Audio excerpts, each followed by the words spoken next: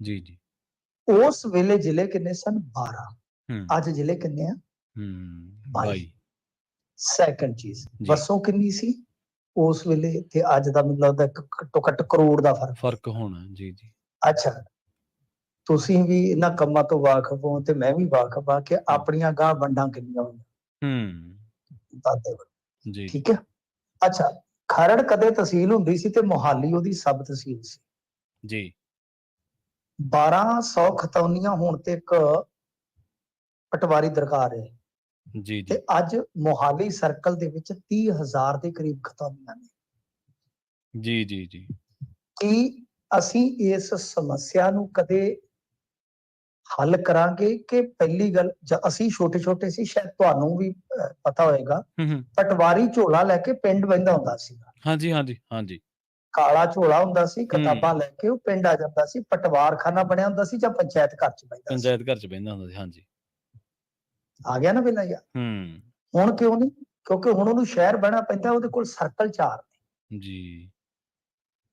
ਜਿਹਦੇ ਕਰਕੇ ਆ ਜਿਹੜੇ NRI ਭੈਣ ਭਰਾ, ਜਦੋਂ ਇਹਨਾਂ ਨੂੰ ਵੀ ਕੰਮ ਪੈਂਦਾ, ਇਹ ਦਿੱਕਤ ਤੇ ਪੈਦਾ ਹੁੰਦੀ ਹੈ ਇੱਥੇ। ਹੂੰ, ਕਿਉਂਕਿ ਕੰਮ ਜ਼ਿਆਦਾ, ਵਾਰੀ ਨਹੀਂ ਆਉਂਦੀ। ਫਿਰ ਜਦੋਂ ਆਪਾਂ ਕਰਵਾਉਣਾ ਚਾਹੁੰਦੇ ਤਾਂ ਅਗਲਾ ਹੱਥ ਪੱਲਾ ਝਾੜ ਲੈਂਦਾ। ਪੈਰ, ਤੁਹਾਨੂੰ ਪਤਾ ਹੀ ਆ, ਉਹ ਪੈਰ 'ਚ ਜਨੂਨ ਵਾਲੀ ਗੱਲ ਹੈ। ਫਿਰ ਉਹਦੇ ਸੱਜੇ ਪੈਰ 'ਚ ਜਨੂਨ ਹੁੰਦੀ ਹੈ। ਜੀ।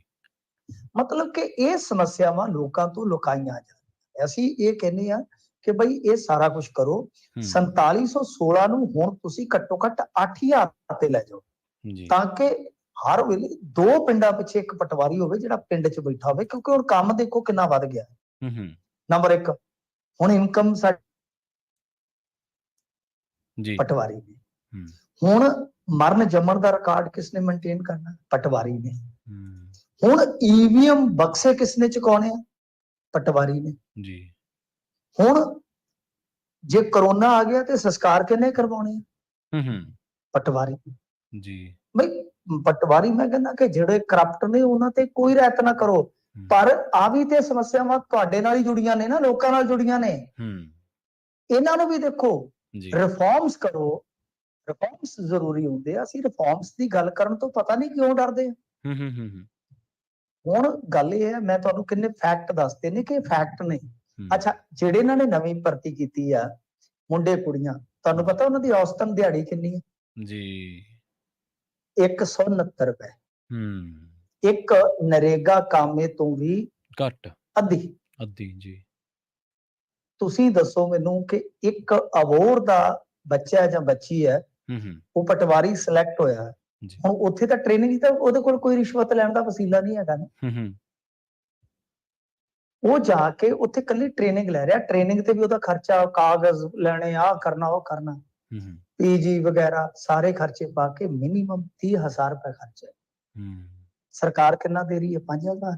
ਹੂੰ, ਤੁਸੀਂ ਮੈਨੂੰ ਦੱਸੋ, ਇੱਥੋਂ ਪੰਜਾਬ ਚੋਂ ਗਏ ਜੇ ਤੁਸੀਂ, ਜੀ, ਜੀ। 5,000 ਨਾਲ ਤੁਸੀਂ ਗੁਜ਼ਾਰਾ ਕਰ ਸਕਦੇ ਹੋ ਹੂੰ, ਘਰੇ? ਹੂੰ, ਉਹ ਤੇ ਫੇਰ ਵੀ ਤੀਜੇ ਜੇ ਚੌਥੇ ਜੇ ਅਬੋਹਰ ਦਾ ਹੋ ਸਕਦਾ ਪਟਵਾਰੀ ਜਾ ਕੇ ਜੀ, ਅੰਮ੍ਰਿਤਸਰ ਜੀ, ਟ੍ਰੇਨਿੰਗ ਕਰ ਰਿਹਾ ਹੋ, ਜੀ। 250 ਕਿਲੋਮੀਟਰ ਦੂਰ, ਹੂੰ, ਹੂੰ, ਜਾਂ 300 ਕਿਲੋਮੀਟਰ ਦੂਰ ਚੰਡੀਗੜ੍ਹ ਕਰ ਰਿਹਾ ਹੋ।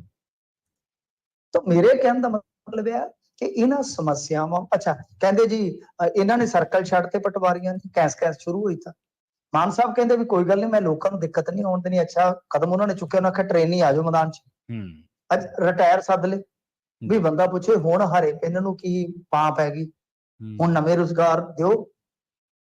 ਜੀ। ਉਹਨਾਂ ਦੀ ਬੇਸਿਕ ਸੈਲਰੀ ਜਿਹੜੀ ਆ 19,000 ਸਮਥਿੰਗ ਉਹ ਕਰੋ।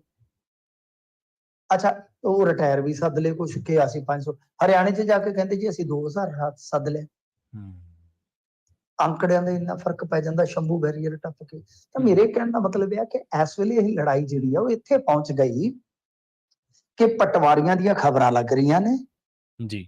ਵੀ ਫਲਾਣੇ ਪਟਵਾਰੀ ਨੇ ਇੰਨੀ ਏਕੜ ਜ਼ਮੀਨ ਬਣਾ ਲਈ ਹੋਏਗੀ। ਬਈ ਉਹਦੀ ਜਾਂਚ ਪੜਤਾਲ ਕਰੋ ਤੇ ਉਹਨੂੰ ਕੰਨੋਂ ਫੜ ਕੇ ਤੇ ਹਵਾਲਾ 'ਚ ਮਾਰੋ ਹੂੰ, ਹੂੰ, ਜੇ ਗਲਤ ਤਰੀਕੇ ਨਾਲ ਬਣਾਈ। ਉਹ ਕੀ ਲੱਗਦਾ? ਹੂੰ, ਬਟ ਤੁਸੀਂ ਕਰਪਸ਼ਨ ਦੇ ਸਾਏ ਹੇਠ ਸਮੱਸਿਆ ਨਾ ਲੁਕਾਓ। ਹੂੰ, ਮੇਰਾ ਕਹਿਣ ਦਾ ਮਤਲਬ ਇਹ ਹੈ, ਸਮੱਸਿਆ ਜਿਹੜੀ ਹੈ ਨਾ, ਉਹ ਸਮੱਸਿਆ ਨੂੰ ਐਡਰੈਸ ਕਰੋ, ਉਹਦਾ ਹੱਲ ਕਰੋ, ਸੋਚੋ ਕਿਸੇ ਵਿਧੀ ਅਨੁਸਾਰ। ਸੋ ਹੁਣ ਇਹਨਾਂ ਨੇ ਕਹਿਤਾ ਵੀ ਹੁਣ ਗੱਲ ਤੇ ਅੜਫਸ 'ਚ ਆ ਗਈ ਨਾ। ਹੂੰ, ਹੁਣ ਮਾਨ ਸਾਹਿਬ, ਮੈਂ ਤੁਹਾਨੂੰ ਮਾਨ ਸਾਹਿਬ ਬਾਰੇ ਇੱਕ ਜ਼ਿਆਤੀ ਤੌਰ ਤੇ ਤਜਰਬਾ ਦੱਸ ਦੇਵਾਂ। ਹੂੰ, ਮਾਨ ਸਾਹਿਬ ਜੋ ਮਰਜ਼ੀ ਹੈ ਬਾਹਰੋਂ, ਅੰਦਰੋਂ ਇੱਕ ਬਹੁਤ ਖੁੰਦਕੀ ਨੇ। ਜੀ। ਇਹਨਾਂ ਦੇ ਨੇੜਲੇ ਸਾਥੀ ਵੀ ਬਹੁਤ ਖੁੰਦਕੀ ਨੇ ਅੰਦਰੋਂ, ਹੂੰ, ਹੂੰ, ਇੱਕ ਦੋ। ਹੂੰ, ਹੂੰ, ਸੋ ਗੱਲ ਇਹ ਆ ਕਿ ਇਹ ਖੁੰਦਕ ਨਹੀਂ ਛੱਡਦੇ। ਜੀ, ਹੁਣ ਖੁੰਦਕ 'ਚ ਗੱਲ ਪੈ ਗਈ, ਕਹਿੰਦੇ ਵੀ ਤੁਹਾਡੇ ਤੇ ਵਿਜੀਲੈਂਸ ਤਾਂ ਬੈਠੀ ਹੈ। ਹੁਣ ਬਾਇਓਮੀਟ੍ਰਿਕ ਵਾਲਾ ਚੱਕਰ ਪੈ ਗਿਆ ਕਿ ਬਾਇਓਮੀਟ੍ਰਿਕ ਵੀ ਫਰਲੋ ਮਾਰ ਕੇ ਜਾਂਦੇ ਨੇ।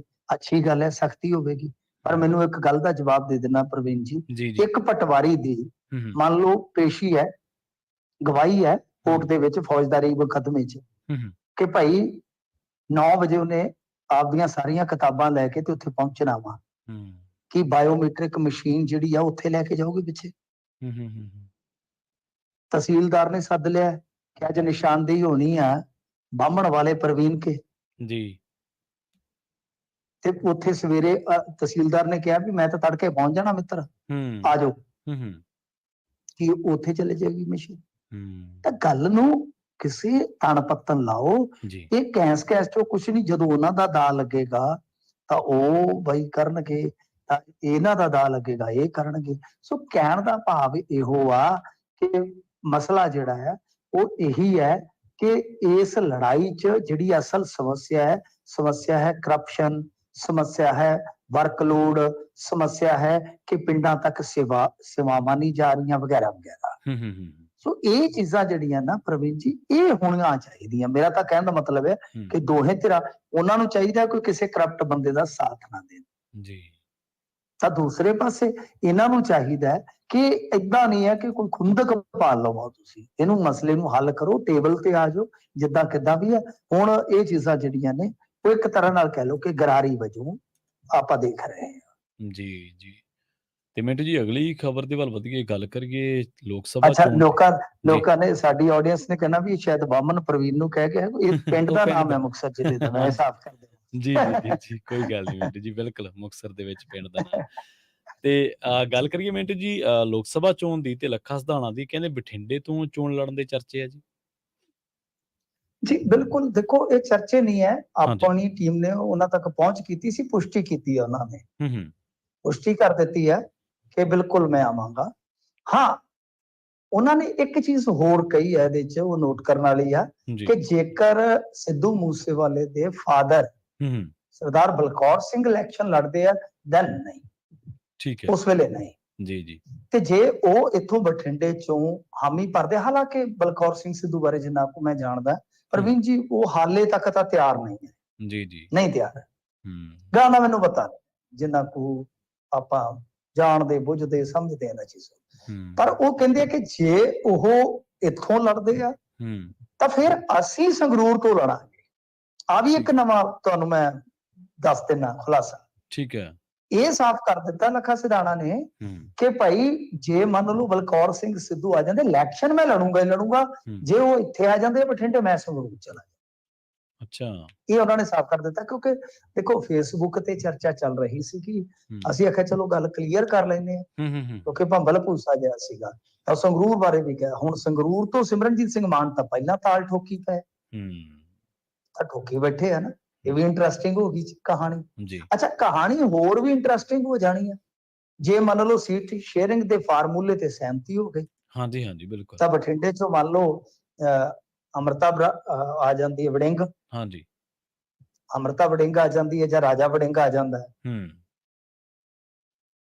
ਜਾਂ ਮੰਨ ਲਓ ਆਮ ਆਦਮੀ ਪਾਰਟੀ ਦਾ ਹੋ ਜਾਂਦਾ। ਹੁਣ ਤੁਸੀਂ ਇਹ ਦੇਖੋ ਕਿ ਜੇ ਦੋ ਵੱਡੀਆਂ ਧਿਰਾਂ ਹੂੰ, ਜਿਨ੍ਹਾਂ ਦੇ ਕੋਲ ਇਸ ਟਾਈਮ ਵੋਟ ਸ਼ੇਅਰ ਬਹੁਤ ਜ਼ਿਆਦਾ, ਕਿਉਂਕਿ ਰਾਜਾ ਵੜਿੰਗ ਨੇ ਬਹੁਤ ਫਸਵੀਂ ਟੱਕਰ ਦਿੱਤੀ ਸੀ ਪਿਛਲੀ ਵਾਰੀ, ਯਾਦ ਹੈ ਨਾ ਤੁਹਾਨੂੰ, ਹਾਂਜੀ, ਹਾਂਜੀ, ਬਿਲਕੁਲ, ਮਹਿਜ਼ ਕੁਝ ਹੀ 1000 ਤੇ ਜਿੱਤ ਹਾਰ ਦਾ ਫਰਕ ਹੋਇਆ ਸੀ। ਹੂੰ, ਤਾਂ ਉਸ ਸੂਰਤ 'ਚ ਤਾਂ ਮੈਨੂੰ ਲੱਗਦਾ ਕਿ ਸਾਰੇ ਉਮੀਦਵਾਰਾਂ ਨੂੰ ਖਤਰਾ ਹੋ ਜਾਏਗਾ ਜੋ ਅਲਾਈਡ ਹੋ ਕੇ ਲੜਦੇ ਨੇ। ਜੀ, ਇਹ ਵੀ ਇੱਕ ਇੰਟਰਸਟਿੰਗ ਫੈਕਟ ਹੋਏਗਾ ਨਾ, ਜੇਕਰ ਉਹਨਾਂ ਦਾ ਸੀਟ ਸ਼ੇਅਰਿੰਗ ਦਾ ਫਾਰਮੂਲਾ ਪੰਜਾਬ 'ਚ ਕੌਮੀ ਪੱਧਰ ਵਾਲਾ ਜਿਹੜਾ ਉਹ ਅਪਲਾਈ ਹੋ ਜਾਂਦਾ ਹੈ ਹੂੰ, ਕਿ ਰਲ ਕੇ ਲੜਨਾ। ਜੇ ਉਹ ਅੱਡੋ ਅੱਡ ਲੜਦੇ ਆ ਫਿਰ ਇੰਟਰਸਟਿੰਗ ਆ, ਫਿਰ ਬਠਿੰਡੇ ਵਾਲਾ ਸਿਨੈਰੀਓ ਇੰਟਰਸਟਿੰਗ ਰਹੇਗਾ। ਮਤਲਬ ਸੰਗਰੂਰ ਵਾਲਾ ਵੀ, ਜਿੱਥੇ ਐਤਕੀ ਕੁਝ ਸੀਟਾਂ ਤੇ ਨਾ ਪ੍ਰਵੀਨ ਜੀ ਤੁਸੀਂ ਦੇਖੋ ਰੌਚਕ ਰਹੇਗੀ, ਮਤਲਬ ਉਹ ਜਿੱਤ ਹਾਰ ਦਾ ਤਾਂ ਨਹੀਂ, ਉਹਦੇ ਤੇ ਲੋਕਾਂ ਦਾ ਇੰਟਰਸਟ ਬਣ ਜਾਏਗਾ। ਜਿਵੇਂ ਫਰਜ਼ ਕਰੋ ਕਿਤੇ ਲੱਖਾ ਸਿਧਾਣਾ ਖੜਾ, ਤਾਂ ਆਬਵੀਅਸ ਹੈ ਕਿ ਲੱਖਾ ਸਿਧਾਣਾ ਦੀ ਸੀਟ ਦਾ ਜ਼ਿਆਦਾ ਲੋਕ ਵਿਸ਼ਲੇਸ਼ਣ ਮੰਗਣਗੇ, ਜ਼ਿਆਦਾ ਜਾਣਕਾਰੀ ਮੰਗਣਗੇ, ਜਾਂ ਪ੍ਰੈਡਿਕਸ਼ਨ ਮੰਗਣਗੇ, ਜਾਂ ਕੋਈ ਹੋਰ ਚਿਹਰਾ ਇਸ ਤਰ੍ਹਾਂ ਦਾ ਆ ਜਾਂਦਾ। ਪਰ ਇਹਦੇ 'ਚ ਇੱਕ ਚੀਜ਼ ਹੋਰ ਮੈਂ ਦੇਖ ਰਿਹਾ, ਜੇ ਇਕੱਠੇ ਹੋ ਗਏ, ਹਾਲਾਂਕਿ ਮੈਂ ਸਵਾਲ ਲੱਖਾ ਸਿਧਾਣਾ ਨੂੰ ਵੀ ਕੀਤਾ ਸੀ ਹੂੰ, ਹੂੰ, ਕਿ ਉਹ ਤੇ ਹੁਣ ਇਕੱਠੇ ਹੋ ਰਹੇ ਆ। ਫਰਜ਼ ਕਰੋ ਉਹਨਾਂ ਦੀ ਸੀਟ ਸ਼ੇਅਰਿੰਗ ਤੇ ਵੀ ਸਹਿਮਤੀ ਹੋ ਜਾਂਦੀ ਹੈ, ਹੂੰ, ਹੂੰ, ਹੂੰ, ਯਾਨੀ ਵਿਰੋਧੀ ਧਿਰ ਮੇਨ ਤੇ ਸੱਤਾਧਾਰੀ ਧਿਰ ਉਹ ਤਾਂ ਬਣ ਗਏ ਇੱਕ ਧਿਰ। ਹੂੰ, ਅਕਾਲੀ ਹਾਲੇ ਮਤਲਬ ਕਿ ਉਸ ਪੋਜੀਸ਼ਨ ਤੇ ਨਹੀਂ ਪਹੁੰਚੇ ਜਿੱਥੇ ਨਾ ਤਾਂ ਮੁੱਖ ਵਿਰੋਧੀ ਧਿਰ ਚ ਨੇ, ਨਾ ਉਹ ਸੱਤਾ ਦੇ ਦਾਅਵੇਦਾਰ ਕਹੇ ਜਾ ਸਕਦੇ। ਨਾ ਮਤਲਬ ਕਿ ਸਾਰਾ ਮੈਦਾਨ ਹੀ ਖਾਲੀ ਹੋ ਗਿਆ। ਹੂੰ, ਬਈ ਕੀ ਕੋਈ ਪੰਜਾਬ ਦੀ ਕੋਈ ਖੇਤਰੀ ਪਾਰਟੀ ਨਹੀਂ ਬਣ ਸਕਦੀ ਹੋਰ? ਹੂੰ, ਤਾਂ ਉਸ ਸੂਰਤ ਚ ਉਹਨਾਂ ਨੇ ਕਿਹਾ ਕਿ ਹਾਂ ਅਸੀਂ ਇਹਦੇ ਤੇ ਵਿਚਾਰ ਕਰ ਰਹੇ ਹਾਂ ਜੀ। ਕਿ ਜੇ ਖਲਾਅ ਪੈਦਾ ਹੋਏਗਾ ਉਸ ਖਲਾਅ ਨੂੰ ਭਰਿਆ ਕਿੱਦਾਂ ਜਾਏਗਾ। ਹੂੰ, ਹੂੰ, ਇਹ ਚੀਜ਼ਾਂ ਨੇ। ਮੇਰਾ ਮੰਨਣਾ ਇਹ ਹੈ ਕਿ ਜੇ ਮੰਨ ਲਓ ਇਹਨਾਂ ਦਾ ਅਲਾਈਅੰਸ ਫਾਈਨਲੀ ਨੇਪਰੇ ਚੜ ਜਾਂਦਾ ਹੂੰ, ਹੂੰ, ਤਾਂ ਤੁਸੀਂ ਦੇਖੋ ਕਿ ਇੱਕ ਬਹੁਤ ਵੱਡਾ ਕਹਿ ਲਓ ਕਿ ਸਪੇਸ ਖੁੱਲ ਜਾਏਗਾ। ਹੂੰ, ਉਹਨੂੰ ਫਰੰਟ ਕਹਿ ਲਓ, ਜੀ। ਖੇਤਰੀ ਅਲਾਈਅੰਸ ਕਹਿ ਲਓ, ਹੂੰ, ਹੂੰ, ਵੀ ਇੱਥੋਂ ਦੇ ਲੋਕਲ ਪਾਰਟੀਆਂ ਧੜਿਆਂ ਦਾ ਜਾਂ ਕੁਝ ਵੀ, ਉਹਨੂੰ ਫਰੰਟ ਧੜਾ ਕੁਝ ਵੀ, ਜਾਂ ਹੋ ਸਕਦਾ ਪਾਰਟੀ ਵੀ, ਹੂੰ, ਹੂੰ, ਹੂੰ, ਤਾਂ ਉਹਦੀ ਉਮੀਦ ਵੱਧ ਜਾਏਗੀ। ਉਹ ਕਾਮਯਾਬ ਹੁੰਦੀ ਹੈ ਜਾਂਦੀ, ਉਹ ਗੱਲ ਵੱਖਰੀ ਹੈ ਕਿਉਂਕਿ ਫਿਰ ਵਿਰੋਧੀ ਧਿਰ ਜਿਹੜੀ ਤਾਕਤਵਰ ਵਿਰੋਧੀ ਧਿਰ ਆ ਉਹਦੀ ਜ਼ਰੂਰਤ ਪਵੇਗੀ ਜਿਵੇਂ ਪ੍ਰੈਸ਼ਰ ਗਰੁੱਪ ਆਪਾਂ ਕਹਿੰਦੇ ਆ। ਸੋ ਦੇਖਦੇ ਹਾਂ, ਲੈਟਸ ਸੀ, ਇੰਟਰਸਟਿੰਗ ਹੈ ਚੀਜ਼। ਜੀ, ਜੀ। ਤੇ ਕੌਮੀ ਇਨਸਾਫ ਮੋਰਚਾ ਨੇ ਮਿੰਟੂ ਜੀ ਇੱਕ ਰਸਤਾ ਖੋਲਣ ਦਾ ਫੈਸਲਾ ਕੀਤਾ ਜੀ। ਇਹਦੇ ਤੇ ਵੀ ਅੱਜ ਦਿਨ ਭਰ ਜਿੱਦਾਂ ਕਹਿ ਲਈਏ ਨਾ ਕਿ ਕभी ਹਾਂ ਕभी ਨਾ, ਹੂੰ, ਹੂੰ, ਉਦਾਂ ਹੀ ਚੱਲਦਾ ਰਿਹਾ। ਜੀ। ਕਿਉਂਕਿ ਸਵੇਰੇ ਸਵੇਰੇ ਖਬਰ ਆਈ ਕਿ ਇਹਨਾਂ ਨੇ ਹਾਈ ਕੋਰਟ ਦੇ ਵਿੱਚ ਸਹਿਮਤੀ ਜਤਾ ਦਿੱਤੀ ਆ। ਹੂੰ, ਹੂੰ, ਫਿਰ ਸਰਦਾਰ ਗੁਰਚਰਨ ਸਿੰਘ ਜੀ ਸਾਹਮਣੇ ਆਏ, ਹੂੰ, ਹੂੰ, ਉਹ ਕਹਿੰਦੇ ਜੀ ਕਿ ਵਕੀਲਾਂ ਨੇ ਸਾਥੋਂ ਸਾਈਨ ਕਰਾ ਲਏ, ਕੁਝ ਲੋਕ ਸਰਕਾਰ ਪੱਖੀ ਹੋ ਗਏ ਨੇ, ਮਤਲਬ ਕਿ ਤਲਖੀ ਚ, ਹੂੰ, ਹੂੰ, ਕਿ ਅਸੀਂ ਸਹਿਮਤੀ ਨਹੀਂ ਜਤਾਉਂਦੇ। ਫਿਰ ਖਬਰ ਆਈ ਕਿ ਪ੍ਰਸ਼ਾਸਨ ਦੇ ਨਾਲ ਗੱਲਬਾਤ ਹੋਈ ਆ ਤੇ ਸਹਿਮਤੀ ਜਤਾ ਦਿੱਤੀ ਜੀ, ਹੈ, ਇੱਕ ਜੀ। ਸਾਈਡ ਖੋਲ ਦਿੱਤੀ ਹੈ। ਹੁਣ ਦੇਰ ਸ਼ਾਮੀ ਫੇਰ ਖਬਰ ਆ ਗਈ ਕਿ ਕੁਝ ਨਿਹੰਗ ਸਿੰਘ ਰਸਤੇ 'ਚ ਫੇਰ ਬਹਿ ਗਏ। ਉਹ ਕਹਿੰਦੇ ਕਿ ਜਿਸ ਵੇਲੇ ਖੋਲਿਆ ਜਾ ਰਿਹਾ ਸੀ ਰਸਤਾ ਤਾਂ ਉਸ ਵੇਲੇ ਬਜ਼ੁਰਗਾਂ ਦੇ ਨਾਲ ਕੋਈ ਇੱਥੇ ਬਦਸਲੂਕੀ ਹੋਈ ਹੈ। ਤਾਂ ਮਤਲਬ ਇਹ ਸਾਰਾ ਦਿਨ ਖਬਰਾਂ ਬਦਲਦੀਆਂ ਰਹੀਆਂ, ਪਰ ਮੇਨ ਅਪਡੇਟ ਇਹੀ ਹੈ ਇਸ ਮਾਮਲੇ ਦੇ ਵਿੱਚ ਕਿ ਗੁਰਚਰਨ ਸਿੰਘ ਦੇ ਜਿਹੜੇ ਇਲਜ਼ਾਮਾਤ ਸੀਗੇ ਕਿ ਵਕੀਲਾਂ ਨੇ ਸਾਈਨ ਕਰਾ ਲਏ, ਤਾਂ ਉਹਦੇ 'ਚ ਇਹਨਾਂ ਦੇ ਮੋਰਚੇ ਦੇ ਜਿਹੜੇ ਕਹਿ ਲਓ ਕਰਤਾ ਧਰਤਾ ਵੀ ਉਹਨਾਂ ਦੇ ਵਿੱਚ ਕਹਿ ਸਕਦੇ ਹੈਗੇ ਨੇ, ਤੇ ਪੇਸ਼ੇ ਤੋਂ ਵਕੀਲ ਵੀ ਨਹੀਂ। ਉਹਨਾਂ ਕਿਹਾ ਜੀ ਇਹਨਾਂ ਦਾ ਸਟੈਂਡ ਕਿਉਂ ਬਦਲੇ ਸਾਨੂੰ ਨਹੀਂ ਪਤਾ, ਸਾਨੂੰ ਤੇ ਇਹਨਾਂ ਨੇ ਆਪ ਹੀ ਪੜ੍ਹ ਕੇ ਸਾਈਨ ਕੀਤੇ ਹੋਣੇ। ਜਦੋਂ ਸਾਰਾ ਸਹਿਮਤੀ, ਸਾਡੀਆਂ ਕਈ ਮੀਟਿੰਗਾਂ ਹੋਈਆਂ ਤੇ ਸਹਿਮਤੀ ਵਾਲਾ ਪੱਖ ਸੀ। ਤਾਂ ਮਤਲਬ ਕਿ ਇਹ ਸਾਰਾ ਕੁਝ ਅੱਜ ਨਾ ਗੁੰਝਲਦਾਰ ਜਿਹਾ ਰਿਹਾ। ਅਖੀਰ ਇੱਕ ਸਾਈਡ ਤੋਂ ਰਸਤਾ ਖੁੱਲ ਗਿਆ ਕਿਉਂਕਿ ਹਾਈ ਕੋਰਟ 'ਚ ਤੁਹਾਨੂੰ ਪਤਾ ਨਾ ਲੰਮੇਰੇ ਸਮੇਂ ਤੋਂ ਇਹ ਸੁਣਵਾਈ ਹੋ ਰਹੀ ਹੈ ਤੇ ਪੰਜਾਬ ਸਰਕਾਰ ਉੱਥੇ ਬਹੁਤ ਦਬਾਅ 'ਚ ਸੀ। ਹੋ ਸਕਦਾ ਕੋਈ ਸਹਿਮਤੀ ਬਣੀ ਹੋਵੇ। ਤਾਂ ਇਹੀ ਅਪਡੇਟ ਹੈ ਇਸ ਮਾਮਲੇ ਦੇ ਵਿੱਚ ਕਿ ਇੱਕ ਸਾਈਡ ਤਾਂ ਖੁੱਲ ਗਈ ਹੈ, ਪਰ ਨਿਹੰਗ ਸਿੰਘ ਬੈਠੇ ਜ਼ਰੂਰ ਸੀ। ਉਹਨਾਂ ਦਾ ਹੁਣ ਕੀ ਬਣਿਆ, ਕੋਈ ਸਹਿਮਤੀ ਬਣੀ ਹੈ ਕਿ ਨਹੀਂ, ਉਹਦੇ ਬਾਰੇ ਕੋਈ ਆਪਾਂ ਨੂੰ ਜਾਣਕਾਰੀ ਨਹੀਂ ਹੈਗੀ ਫਿਲਹਾਲ। ਜੀ। ਤੇ ਮਾਸਟਰ ਸਲੀਮ ਨੇ ਮਾਫੀ ਮੰਗੀ ਹੈ ਜੀ ਮਿੰਟੂ ਜੀ ਕਿਸ ਮਾਮਲੇ ਦੇ ਵਿੱਚ? ਇਹ ਨਾ ਇੱਕ ਵਿਵਾਦ ਚੱਲ ਰਿਹਾ ਹੈ। ਕਨ੍ਹਈਆ ਹੈਗੇ ਆ ਬੜੇ ਅੱਛੇ, ਉਹ ਵੀ ਗਾਇਕ ਨੇ, ਭਜਨ ਗਾਇਕ ਨੇ, ਕਨ੍ਹਈਆ ਮਿੱਤਲ ਜੀ, ਜੀ। ਤੇ ਕਮਾਲ ਦੀ ਗੱਲ ਹੈ ਕਿ ਮਾਸਟਰ ਸਲੀਮ ਵੀ ਜੇ ਤੁਸੀਂ ਦੇਖਿਆ ਨਾ ਛੋਟਾ ਹੁੰਦਾ ਹੀ ਜਗਰਾਤੇ ਲਾਉਂਦਾ ਹੁੰਦਾ ਸੀ। ਹੂੰ, ਹੂੰ, ਹੂੰ, ਇਹ ਵੀ ਕਮਾਲ ਦਾ ਸਿੰਗਰ। ਹੂੰ, ਇਹਨਾਂ ਦੋਨਾਂ ਦੀ ਆੜ ਫਾਸਿਆ ਕਿਉਂਕਿ ਕਨ੍ਹਈਆ ਮਿੱਤਲ ਨੇ ਕੁਝ ਮਤਲਬ ਕਿ ਇਤਰਾਜ਼ ਜਤਾਏ ਕਿ ਭਾਈ ਜ਼ਰੂਰੀ ਹੈ ਕਿ ਹਿੰਦੂ ਧਰਮ ਦੇ ਵਿੱਚੋਂ ਹੀ ਜਿਹੜੇ ਇਸ ਤਰ੍ਹਾਂ ਦੇ ਜਗਰਾਤੇ ਵਗੈਰਾ ਕਰਦੇ ਆ ਤੇ ਉਹ ਕਰਨ ਤਾਂ ਬਿਹਤਰ ਹੋਏਗਾ। ਠੀਕ ਹੈ ਨਾ ਜੀ। ਸੋ ਇਸ ਤਰ੍ਹਾਂ ਮਤਲਬ ਕਿ ਇਹ ਨੁਕਤੇ ਕੁਝ ਚੁੱਕੇ, ਉਹਦਾ ਆਪਣਾ ਤਰਕ ਹੈ ਇਸ ਮਾਮਲੇ ਦੇ ਵਿੱਚ। ਤਾਂ ਇਸੇ ਦਰਮਿਆਨ ਕਨ੍ਹਈਆ ਦੀ ਇੱਕ ਹੋਰ ਆਡੀਓ ਵਾਇਰਲ ਹੋ ਗਈ ਪੀਏ ਦੀ। ਉਹਦੇ 'ਚ ਉਹ ਕਹਿ ਰਿਹਾ ਕਿ ਮਾਸਟਰ ਸਲੀਮ ਹੋਰੀ ਤੇ ਬਈ ਫ੍ਰੀ 'ਚ ਵੀ ਲਾ ਦਿੰਦੇ, ਅਸੀਂ 8 ਲੱਖ ਰੁਪਈਆ ਲੈਣਾ। ਤੇ ਜਿਹੜਾ ਗੱਲ ਕਰ ਰਿਹਾ ਕਾਰੋਬਾਰੀ ਪ੍ਰੋਗਰਾਮ ਵਾਸਤੇ ਪਹੁੰਚ ਕਰ ਰਿਹਾ, ਉਹ ਕਹਿੰਦਾ ਜੀ ਮਾਸਟਰ ਸਲੀਮ ਹੋਰੀ ਤਾਂ 1.5 ਲੱਖ 'ਚ ਵੀ ਕਰ ਦਿੰਦੇ ਆ, ਜੇ ਨਾ ਵੀ ਹੋਣ ਤੇ ਤਦ ਵੀ ਕਰ ਦਿੰਦੇ ਆ। ਇੱਕ ਤੇ ਉਹ ਪੰਗਾ ਪੈ ਗਿਆ। ਇੱਕ ਕਨ੍ਹਈਆ ਮਿੱਤਲ ਦੀ ਇੱਕ ਹੋਰ ਵੀਡੀਓ ਵਾਇਰਲ ਹੋ ਗਈ ਜਿਹਦੇ 'ਚ ਉਹ ਕੁਝ ਆਡੀਅנס ਖੜੀ ਆ ਸਟੇਜ ਤੇ ਮਗਰ ਤੇ ਉਹਨਾਂ ਨੂੰ ਕਹਿੰਦੇ ਆ ਕਿ ਭਾਈ ਬਹਿ ਜਾਓ ਚੁੱਪ ਕਰਕੇ, ਨਹੀਂ ਤਾਂ ਅਗਲੇ ਜਨਮ 'ਚ ਸਾਜੀ ਬਣੋਗੇ ਤੇ ਪਿੱਟਦੇ ਰਹੋ। ਠੀਕ ਹੈ। ਲੋਕ ਉਹਦੇ ਤੇ ਵੀ ਨਾਰਾਜ਼ ਹੋ ਗਏ ਕਿ ਸਾਜੀਆਂ ਤੋਂ ਤੁਸੀਂ ਰੋਟੀ ਖਾਂਦੇ ਜੇ ਯਾਰ, ਜੇ ਸਾਜੀ ਨਾ ਹੁਣ ਤੇ ਗਵੰਤਰੀ ਕਾਹਦਾ ਮੈਨੂੰ ਦੱਸੋ। ਸਟੇਜ ਤੇ ਸਾਜੀਆਂ ਦੇ ਨਾਲ ਹੀ ਜੱਜਦੀ ਹੈ ਨਾ। ਤੇ ਖੈਰ ਉਹਦੇ 'ਚ ਹੋ ਗਿਆ, ਉਹਨੂੰ ਮਾਫੀ ਮੰਗਣੀ ਪਈ ਸਾਜੀਆਂ ਵਾਲੇ ਮਸਲੇ 'ਚ। ਇਧਰੋਂ ਇਹਦੀ ਵੀਡੀਓ ਹੁਣ ਲੜਾਈ ਗਾਇਕਾਂ ਦੀ ਜਦੋਂ ਸ਼ੁਰੂ ਹੁੰਦੀ ਆ ਨਾ, ਕਸੂਤੀ ਗੱਲ ਇਹ ਹੋ ਜਾਂਦੀ ਕਿ ਸਮਰਥਕਾਂ ਦੀ ਵੀ ਬੜੀ ਵੱਡੀ ਜੰਗ ਸ਼ੁਰੂ ਹੋ ਜਾਂਦੀ। ਉਧਰੋਂ ਵੀ ਵੀਡੀਓ ਨਿਕਲ ਆਇਆ, ਉਹਦੇ 'ਚ ਮਤਲਬ ਕਿ ਉਹ ਕੋਈ ਮਾਤਾ ਬਾਰੇ ਬੋਲ ਰਿਹਾ, ਮਾਤਾ ਚਿੰਤਾਪੁਰਨੀ, ਤਾਂ ਉਹਦੇ ਬਾਰੇ ਉਹ ਬੋਲ ਰਿਹਾ ਕਿ ਪੁਜਾਰੀ ਪੁੱਛਦੇ ਕਿ ਤੁਹਾਡਾ ਪਿਤਾ, ਜਾਨੀ ਉਹ ਡੇਰੇ ਦੀ ਇੱਕ ਦੀ ਗੱਲ ਕਰ ਰਿਹਾ ਸੀਗਾ। ਜੀ ਜੀ। ਖੈਰ ਧਾਰਮਿਕ ਮਸਲਾ ਸੀ, ਕੋਈ ਬਹੁਤੀ ਜ਼ਿਆਦਾ ਰੰਗਤ ਨਾ ਦਈਏ ਤੇ ਬਿਹਤਰ ਹੈ। ਹੂੰ ਤਾਂ ਇਸ ਤਰ੍ਹਾਂ ਫਿਰ ਮਾਸਟਰ ਸਲੀਮ ਵੀ ਫਸ ਗਿਆ।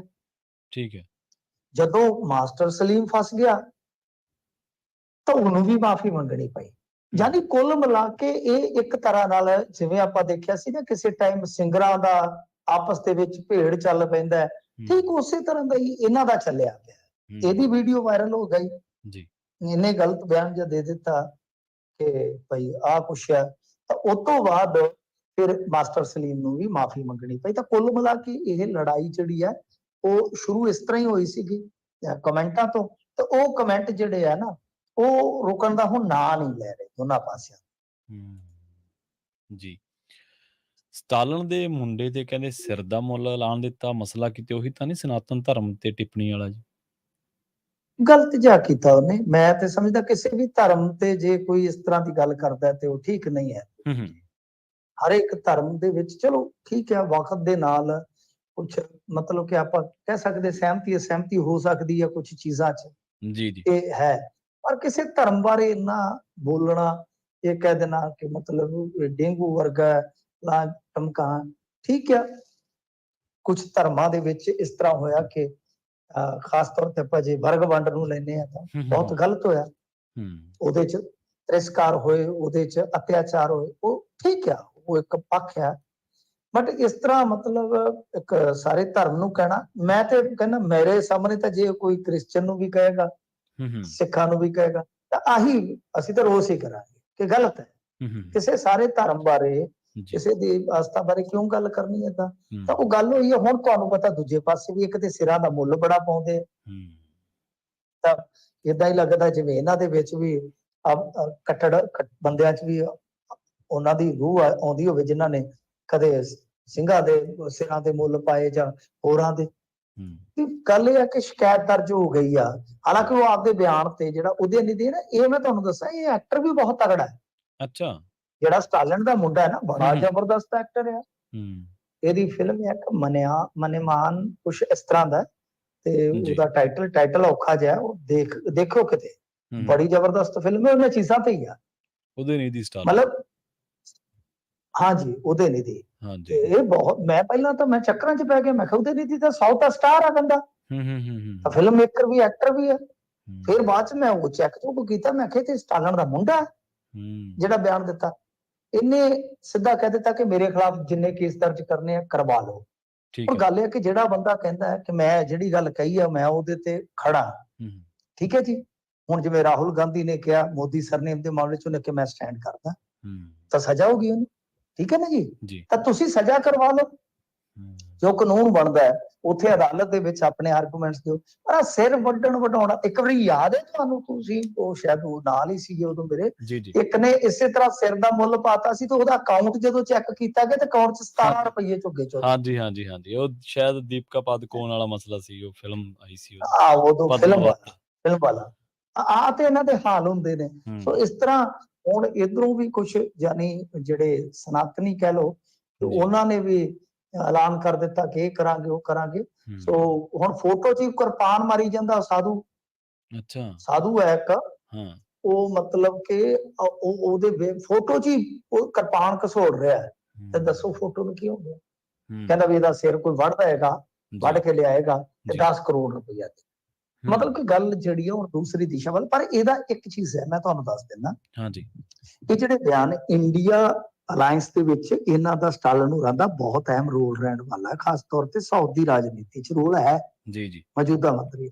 ਇਹ ਜਿਹੜੇ ਇਸ ਤਰ੍ਹਾਂ ਦੇ ਬਿਆਨ ਹੁੰਦੇ ਆ ਨਾ, ਇਹ ਐਂਡ ਦੇ ਵਿੱਚ ਫਾਇਦਾ ਭਾਜਪਾ ਦਾ ਕਰ ਜਾਂਦੇ ਆ। ਇਹ ਆਪਾਂ ਦੇਖਿਆ, ਅੱਗੇ ਵੀ ਦੇਖਿਆ ਤੇ ਸ਼ਾਇਦ ਅਗਾਂਹ ਵੀ ਦੇਖਾਂਗੇ। ਸੋ ਇਹ ਕੁੱਲ ਮਿਲਾ ਕੇ ਕਹਿ ਸਕਦੇ ਕਿ ਹੁਣ ਕਾਂਗਰਸ ਤਾਂ ਸਟੈਂਡ ਨਹੀਂ ਕਰ ਰਹੀ ਇਹਨਾਂ ਦੇ ਨਾਲ, ਉਹ ਤਾਂ ਲਹਿਦਾ ਹੋ ਗਏ ਬਿਆਨ ਤੋਂ। ਤਾਂ ਭਾਜਪਾ ਵਾਲੇ ਹੁਣ ਕਹਿ ਰਹੇ ਆ ਕਿ ਦੇਖ ਲਓ ਸਨਾਤਨ ਖਤਮ ਨਹੀਂ ਹੋ ਸਕਦਾ, ਇਹ ਹੈ ਉਹ ਹੈ, ਮਤਲਬ ਕਿ ਉਹਨਾਂ ਨੇ ਇਸ ਚੀਜ਼ ਨੂੰ ਚੱਕ ਲਿਆ ਨਾ। ਤਾਂ ਇਹ ਕੁੱਲ ਮਿਲਾ ਕੇ ਕਹਿ ਲਓ ਕਿ ਫਿਰ ਉਹੀ ਜਿਹੜੀ ਗੋਲਬੰਦੀ ਹੁੰਦੀ ਹੈ ਤਾਂ ਉਹਦੇ ਵਿੱਚ ਇਹ ਚੀਜ਼ਾਂ ਜਿਹੜੀਆਂ ਕਾਊਂਟ ਹੋ ਜਾਂਦੀਆਂ ਨੇ। ਜੀ ਬਿਲਕੁਲ। ਅਮਿਤ ਸ਼ਾਹ ਨੇ ਤਾਂ ਨਾਲ ਦੀ ਨਾਲ ਹੀ ਕੁਝ ਘੰਟਿਆਂ ਬਾਅਦ ਹੀ ਬਿਆਨ ਦਿੱਤਾ ਸੀਗਾ ਇਸ ਬਿਆਨ ਤੋਂ ਬਾਅਦ। ਤੁਸੀਂ ਦੇਖੋ ਦੇਸ਼ ਦਾ ਗ੍ਰਹਿ ਮੰਤਰੀ ਜੇ ਰਿਐਕਟ ਕਰ ਰਿਹਾ ਤਾਂ ਉਹਨਾਂ ਨੇ ਕਿੱਡਾ ਵੱਡਾ ਮੁੱਦਾ ਬਣਾਉਣਾ ਸੀ। ਤਾਂ ਜੀ ਨਹੀਂ ਤਾਂ ਕੇਂਦਰੀ ਗ੍ਰਹਿ ਮੰਤਰੀ ਛੇਤੀ ਕੀਤੇ ਰਿਐਕਟ ਨਹੀਂ ਨਾ ਕਰਦਾ ਨਹੀਂ ਕਰਦੇ। ਕਿਉਂਕਿ ਉਹਦੀ ਨੀਤੀ ਕੀ ਹੈ ਕਿ ਐਮਐਲਏ ਹੂੰ ਇੱਕ ਪ੍ਰੋਡਿਊਸਰ ਇੱਕ ਹਨਾ ਸਟਾਲਨ ਦਾ ਮੁੰਡਾ ਕੋਈ ਵੱਡੀ ਤੋਪ ਨਹੀਂ ਹੈ ਉਹ ਭਾਰਤੀ ਰਾਜਨੀਤੀ ਦੀ। ਪਰ ਹੂੰ ਜੇ ਗ੍ਰਹਿ ਮੰਤਰੀ ਬੋਲ ਰਿਹਾ ਇਟ ਮੀਨ ਕਿ ਉਹ ਇਸ ਬਿਆਨ ਨੂੰ ਅੱਗੇ ਘਮਾਉਣਾ ਚਾਹੁੰਦੇ ਆ ਕਿ ਦੇਖੋ ਜੀ ਜਿਹੜਾ ਇੰਡੀਆ ਅਲਾਈਅੰਸ ਆ ਇਹ ਤੇ ਹੈ ਹੀ ਸਨਾਤਨ ਵਿਰੋਧੀ, ਹਾਂਜੀ ਇਹਨਾਂ ਦੇ ਬਿਲਕੁਲ। ਬੰਦੇ ਤਾਂ ਆਹ ਕੁਛ ਕਰਦੇ। ਹੂੰ। ਤੇ ਮਣੀਪੁਰ ਦੀ ਗੱਲ ਕਰੀਏ, ਮਣੀਪੁਰ ਦੀ ਸਰਕਾਰ ਨੇ ਐਡੀਟਰਸ ਗਿਲਡ ਤੇ ਉਹਦੇ ਜਿਹੜੇ ਮੈਂਬਰ ਆ ਉਹਨਾਂ ਦੇ ਵਿਰੁੱਧ ਐਫਆਈਆਰ ਕਰਤੀ ਮਿੰਟੂ ਜੀ। ਹਾਂਜੀ ਦੇਖੋ ਇਹਨਾਂ ਨੇ ਗਿਲਡ ਤੇ ਰਾਜ ਦੇ ਵਿੱਚ ਸਟੇਟ ਦੇ ਵਿੱਚ ਹਿੰਸਾ ਨੂੰ ਵਧਾਵਾ ਦੇਣ ਦੇ ਹੂੰ ਦੋਸ਼ ਲਾ ਕੇ ਐਫਆਈਆਰ ਦਰਜ ਜਿਹੜੀ ਹੈ ਉਹ ਕਰਵਾ ਦਿੱਤੀ ਹੈ। ਜੀ ਤੇ ਰਿਪੋਰਟ ਦੇ ਵਿੱਚ ਮਤਲਬ ਕਿ ਸਰਕਾਰ ਦੀ ਲੀਡਰਸ਼ਿਪ ਨੂੰ ਪੱਖਪਾਤੀ ਦੱਸਿਆ ਗਿਆ ਸੀ ਵਗੈਰਾ ਵਗੈਰਾ। ਹੂੰ ਇਹਦੇ ਵਿੱਚ ਸੀਮਾ ਗੁਹਾ, ਭਾਰਤ ਭੂਸ਼ਣ, ਸੰਜੇ ਕਪੂਰ ਇਹ ਸਾਰੇ ਸ਼ਾਮਲ ਹੈ। ਇਹਨਾਂ ਦੇ ਵਿੱਚੋਂ ਕੋਈ ਕਿਸੇ ਦਾ ਹੁਣ ਤੱਕ ਰਿਐਕਸ਼ਨ ਨਹੀਂ ਆਇਆ। ANI ਦੀ ਰਿਪੋਰਟ ਕਹਿੰਦੀ ਆ ਕਿ ਐਡੀਟਰਸ ਗਿਲਡ ਨੇ 2 ਸਤੰਬਰ ਨੂੰ ਸੋਸ਼ਲ ਮੀਡੀਆ ਹੈਂਡਲ ਐਕਸ ਯਾਨੀ ਟਵਿੱਟਰ ਜਿਹਨੂੰ ਆਪਾਂ ਕਹਿੰਦੇ ਆ ਉਹਦੇ 'ਚ ਆਪਣੀ ਇੱਕ ਰਿਪੋਰਟ ਸ਼ੇਅਰ ਕੀਤੀ ਸੀ, ਮਤਲਬ ਕਿ ਆਪਣੀਆਂ ਕੁਝ ਫਾਈਂਡਿੰਗ ਸੁਣੀਆਂ ਉਹਨਾਂ ਦੀਆਂ। ਤਾਂ ਹੂੰ ਉਹਦੇ 'ਚ ਇਹਨਾਂ ਤੇ ਦੋਸ਼ ਲਾਏ ਸੀਗੇ। ਹੂੰ ਤਾਂ ਖੈਰ ਗੱਲ ਇਹ ਆ ਕਿ ਪ੍ਰਵੀਨ ਜੀ ਠੀਕ ਹੈ ਚਲੋ ਹੁਣ ਇਹਨਾਂ ਨੇ ਤਾਂ ਐਫਆਈਆਰ ਕਰ ਦਿੱਤੀ। ਉਸ ਰਿਪੋਰਟ ਨੂੰ ਨਕਾਰਨ ਵਾਸਤੇ ਕੀ ਤੁਹਾਡੇ ਕੋਲ ਤੱਥ ਕਾਫੀ ਹੈਗੇ? ਜੀ ਜੀ ਇਹ ਵੀ ਗੱਲ ਹੈ। ਸੈਕੰਡ ਚੀਜ਼ ਇਹ ਆ ਕਿ ਅੱਜ ਤੁਸੀਂ ਐਫਆਈਆਰ ਕਰ ਰਹੇ ਹੋ ਤੇਜ਼ੀ ਨਾਲ ਤੇ ਕੀ ਜ਼ਿੰਮੇਵਾਰੀ ਤੁਸੀਂ ਇੰਨੀ ਤੇਜ਼ੀ ਨਾਲ ਨਿਭਾਈ ਹੈ? ਤੇ ਬੀਰੇਨ ਸਿੰਘ ਨੂੰ ਸਵਾਲ ਹੈ। ਹੂੰ ਹਿੰਸਾ ਤੇ ਹਾਲੇ ਵੀ ਉੱਥੇ ਹੋ ਰਹੀ ਹੈ। ਹੋ ਰਹੀ ਹੈ ਬਿਲਕੁਲ ਸਹੀ। ਲੋਕਾਂ ਦੇ ਕੋਲ ਹਥਿਆਰ ਨੇ, ਪੁਲਿਸ ਦੀ ਬੜੀ ਮੁਸ਼ਕਲ ਹੈ, ਪੁਲਿਸ ਗਾਹ ਹੀ ਨਹੀਂ ਹੁੰਦੀ। ਹੂੰ ਇਹ ਸਥਿਤੀ ਕਿਉਂ ਹੈ? ਤੁਸੀਂ ਫਿਰਕੂ ਰੰਗਤ ਦਿੱਤੀ।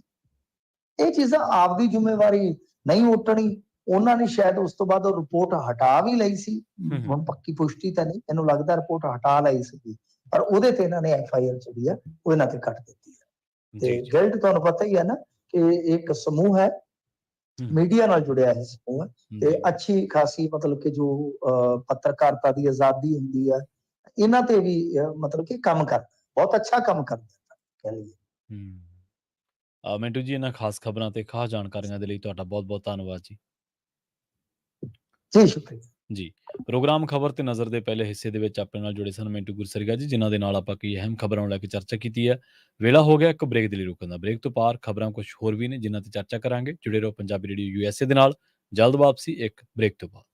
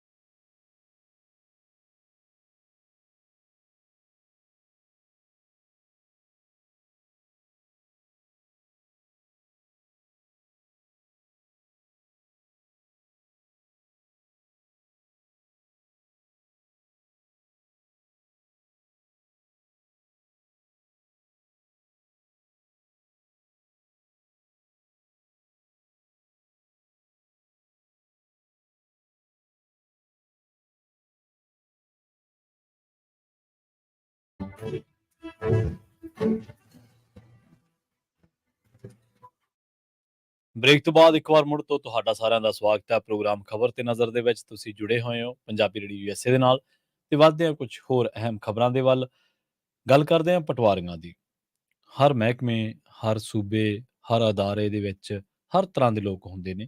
ਇਹਦੇ ਵਿੱਚ ਇੱਕੋ ਰੱਸੇ ਸਾਰਿਆਂ ਨੂੰ ਬੰਨਣਾ ਠੀਕ ਨਹੀਂ ਹੈ। ਪਰ ਕਿਉਂਕਿ ਪਟਵਾਰੀਆਂ ਦੀ ਗੱਲ ਚੱਲੀ ਹੈ ਤੇ ਅੱਜ ਆਪਾਂ ਗੱਲਬਾਤ ਕਰਦੇ ਹਾਂ ਇੱਕ ਅਜਿਹੇ ਪਟਵਾਰੀ ਦੀ ਜਿਹਦੇ ਕਿੱਲੇ ਮਿਣਦੇ ਵੈਸੇ ਤਾਂ ਪਟਵਾਰੀਆਂ ਦਾ ਇਹ ਡਿਊਟੀ ਹੈ, ਜ਼ਿੰਮਾ ਹੈ ਕਿ ਉਹਨਾਂ ਨੇ ਮੁਰੱਬਿਆਂ ਦੀ, ਕਿੱਲਿਆਂ ਦੀ, ਮਰਲਿਆਂ ਦੀ, ਕਨਾਲਾਂ ਦੀ ਗਿਣਤੀ ਰੱਖਣੀ ਹੈ, ਸਰਸਾਈਆਂ ਦੀ ਗਿਣਤੀ ਰੱਖਣੀ ਹੈ। ਪਰ ਇੱਕ ਪਟਵਾਰੀ ਐਸਾ ਵੀ ਹੈ ਜਿਹਦੇ ਮਤਲਬ ਵਿਜੀਲੈਂਸ ਨੂੰ ਔਖਾ ਹੋਇਆ ਪਿਆ ਵੀ ਮਿਣਤੀ ਕਿਵੇਂ ਕਰੀਏ, ਤੇ ਜਾਇਦਾਦ ਤਾਂ ਇੰਨੀ ਕੁ ਵਧੀਆ ਛੜੱਪੇ ਮਾਰ ਕੇ ਕਿ ਵਿਜੀਲੈਂਸ ਵੀ ਅਚੰਭੇ ਦੇ ਵਿੱਚ ਹੈ।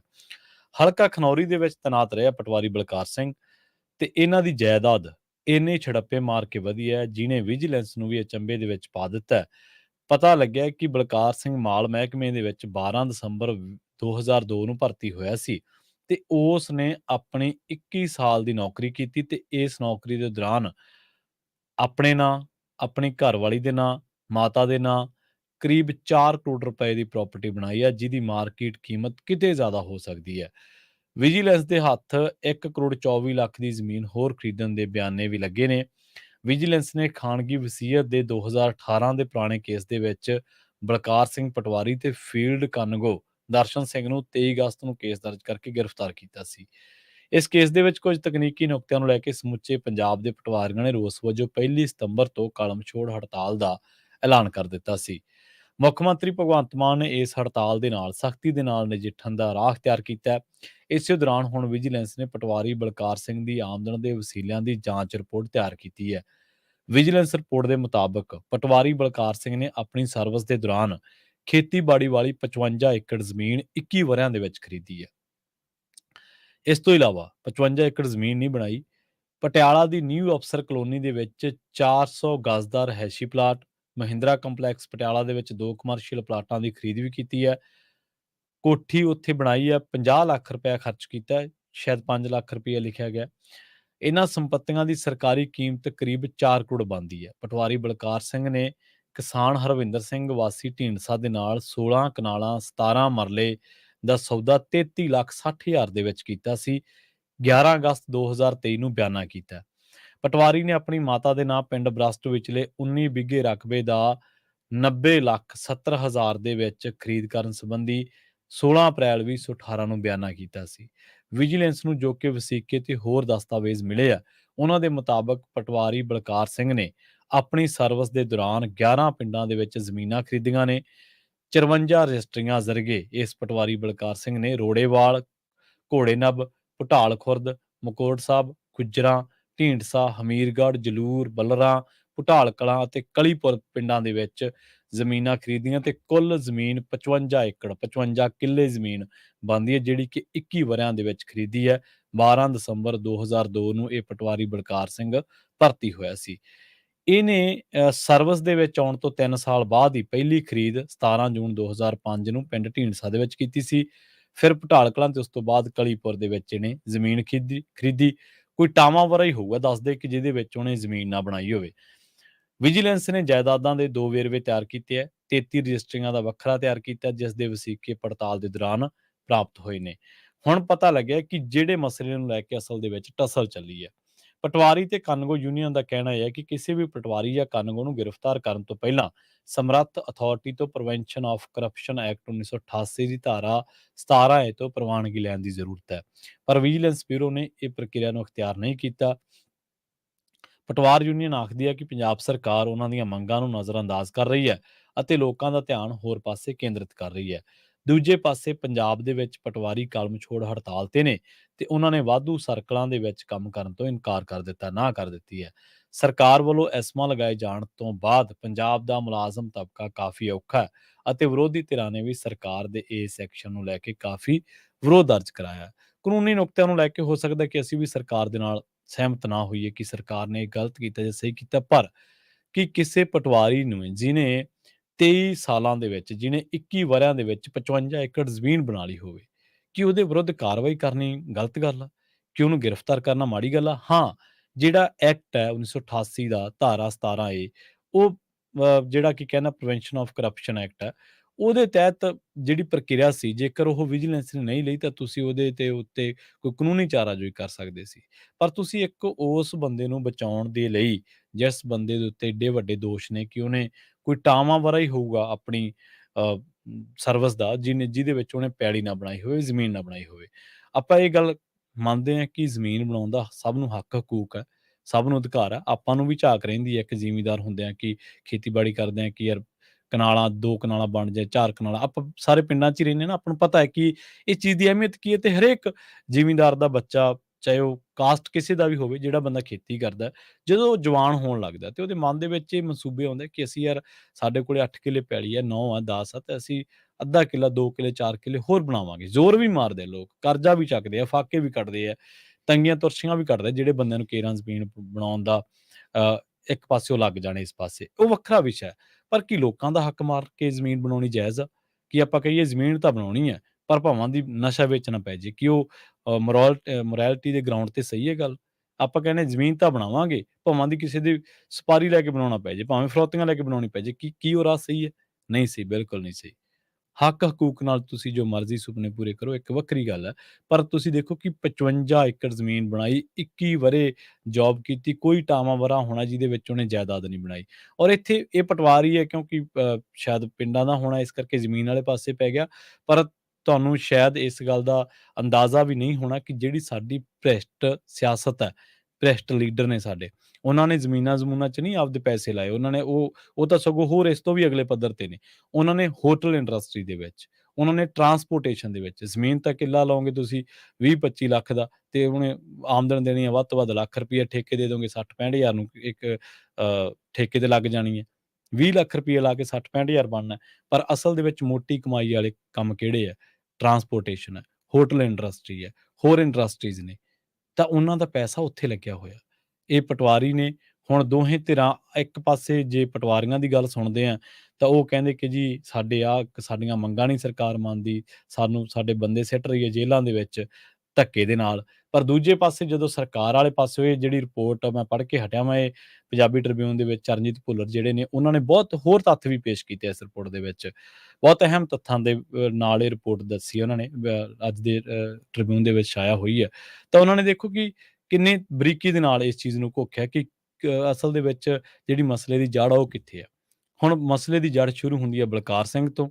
21 ਵਰ੍ਹਿਆਂ ਦੇ ਵਿੱਚ ਜਿਹੜੇ ਬੰਦੇ ਨੇ 55 ਏਕੜ ਜ਼ਮੀਨ ਬਣਾਈ ਹੈ, ਪਟਿਆਲੇ ਦੇ ਵਿੱਚ ਵੀ ਜ਼ਮੀਨ ਬਣਾਈ ਹੈ, ਇਸ ਤੋਂ ਇਲਾਵਾ ਹੋਰ ਉਹਦੀਆਂ 11 ਪਿੰਡਾਂ ਦੇ ਵਿੱਚ ਜ਼ਮੀਨਾਂ ਖਰੀਦੀਆਂ ਇਸ ਬੰਦੇ ਨੇ ਆਪਣੀ ਸਰਵਿਸ ਦੇ ਦੌਰਾਨ।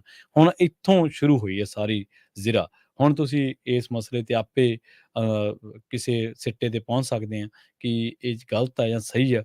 ਭ੍ਰਿਸ਼ਟਾਚਾਰੀ ਦੇ ਵਿਰੁੱਧ, ਰਿਸ਼ਵਤਖੋਰੀ ਦੇ ਵਿਰੁੱਧ ਸਰਕਾਰ ਨੂੰ ਜੰਗ ਲੜਨੀ ਚਾਹੀਦੀ ਹੈ ਕਿ ਨਹੀਂ ਲੜਨੀ ਚਾਹੀਦੀ?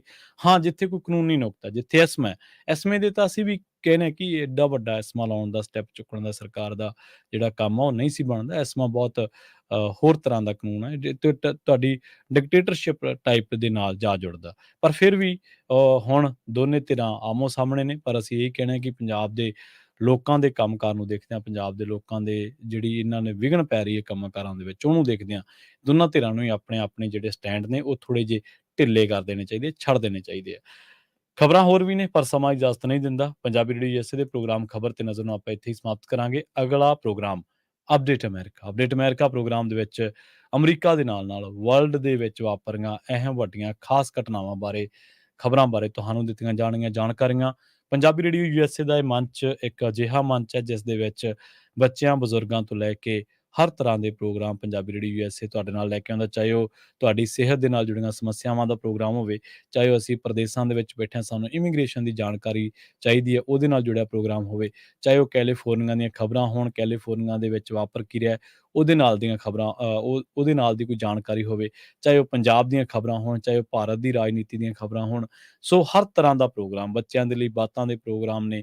ਸੋ ਇਸੇ ਤਰ੍ਹਾਂ ਗੀਤਾਂ ਦਾ ਪ੍ਰੋਗਰਾਮ ਹੈ। ਇਸੇ ਤਰ੍ਹਾਂ ਮੱਲੀ ਸਾਹਿਬ ਵੱਖਰੀ ਬਣ ਗਈ, ਇੱਕ ਨਵੀਂ ਤਰ੍ਹਾਂ ਦੀ ਪ੍ਰੋਡਕਸ਼ਨ ਲੈ ਕੇ ਆਏ ਨੇ, ਜਿਹਦੇ ਨਾਲ ਤੁਹਾਡੇ ਨਾਲ ਹਾਸੇ ਠੱਠੇ ਵੀ ਕਰਦੇ ਨੇ, ਤੁਹਾਨੂੰ ਪਾਕਿਸਤਾਨ ਦੇ ਵਧੀਆ ਸਾਹਿਤ ਦੀਆਂ ਗੱਲਾਂ, ਗਾਣੇ ਸੁਣਾਉਂਦੇ ਨੇ। ਸੋ ਇੱਕ ਪੂਰਾ ਫੈਮਿਲੀ ਪੈਕੇਜ ਆ ਪੰਜਾਬੀ ਰੇਡੀਓ ਯੂਐਸਏ। ਸੋ ਪੰਜਾਬੀ ਰੇਡੀਓ ਯੂਐਸਏ ਦੇ ਜੇਕਰ ਤੁਸੀਂ ਫੇਸਬੁੱਕ ਪੇਜ ਤੇ YouTube ਚੈਨਲ ਦੇ ਨਾਲ ਹਾਲੇ ਤੱਕ ਨਹੀਂ ਜੁੜੇ, ਤਾਂ ਫੇਸਬੁੱਕ ਪੇਜ ਨੂੰ ਲਾਈਕ ਕਰਕੇ ਜੁੜ ਸਕਦੇ ਹੋ, ਤੇ YouTube ਚੈਨਲ ਨੂੰ ਸਬਸਕ੍ਰਾਈਬ ਕਰਕੇ ਪੰਜਾਬੀ ਰੇਡੀਓ ਯੂਐਸਏ ਦੇ ਨਾਲ ਜੁੜ ਸਕਦੇ ਹੋ। ਬਹੁਤ-ਬਹੁਤ ਧੰਨਵਾਦ। ਸਤਿ ਸ੍ਰੀ ਅਕਾਲ।